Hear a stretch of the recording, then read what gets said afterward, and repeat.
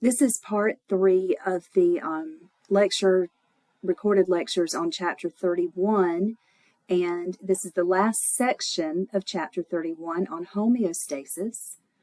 The purpose of all of our organ systems is to contribute to homeostasis or help maintain homeostasis.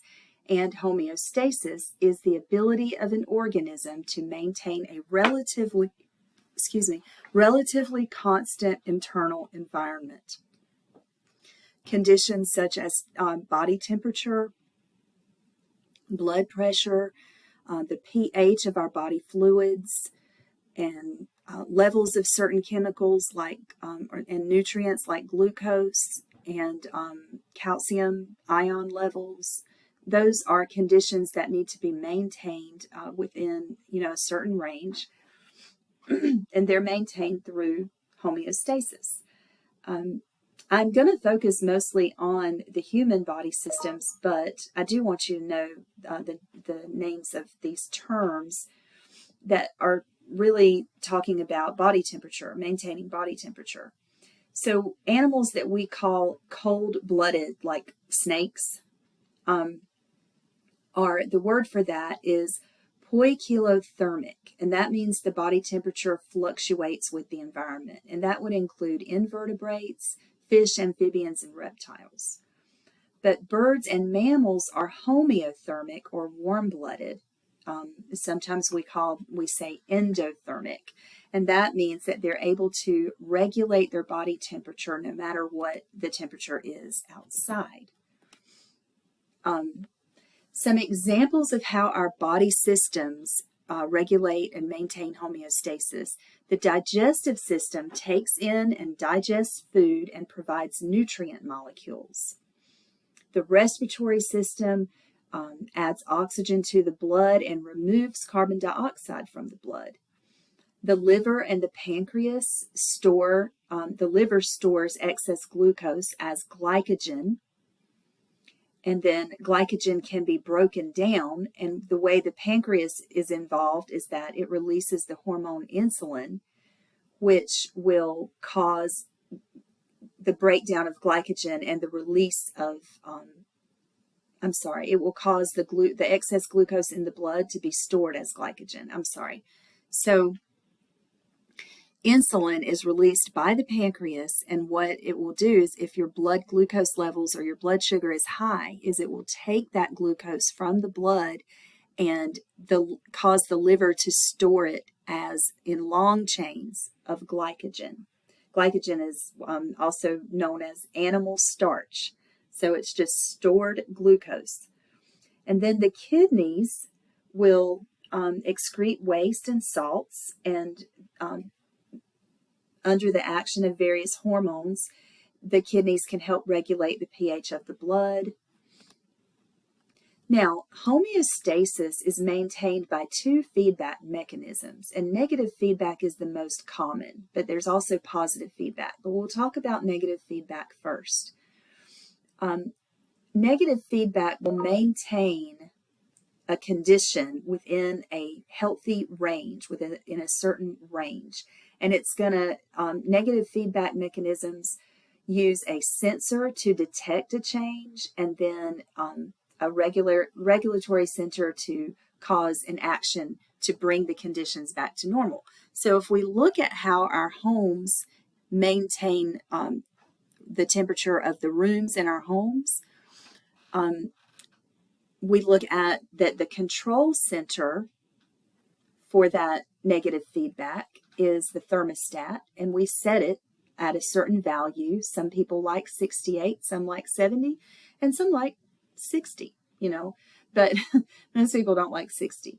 But the control center is going to, which is the thermostat, is going to get a signal from the sensor, which is the thermometer. And in this case, the sensor is detecting that the temperature has gone above the set point, so it's too hot. The control center or thermostat will direct the furnace to turn off, and maybe even the air condition to turn on, depending on how your thermostat is set up. Sometimes it'll just turn the heat off and you actually have to control the turning on of the air conditioner, but sometimes it'll turn the air conditioner on and turn the furnace off. And that will cause the temperature to come back to normal, to drop back to normal. Now, if the temperature has become too cold, the thermometer will detect that, and then it will send that signal to the control center, which is your thermostat, and that will turn that furnace, cause that furnace to turn on, which is your furnace is your effector. In the body, we have something that works in a similar way. We have a control center which is in the brain. It's called the hypothalamus, and the set point is 98.6 degrees Fahrenheit. For most people, some people's normal body temperature is a little lower or a little higher, but most it's around 98.6. So if your body detects that your body temperature has, I'm sorry, it doesn't even say here,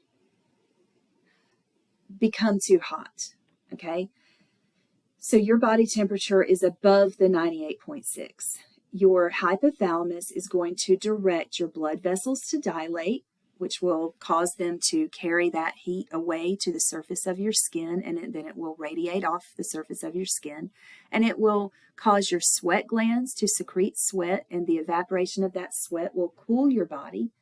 So these are things that will happen to cause your body temperature to return back to normal, to drop.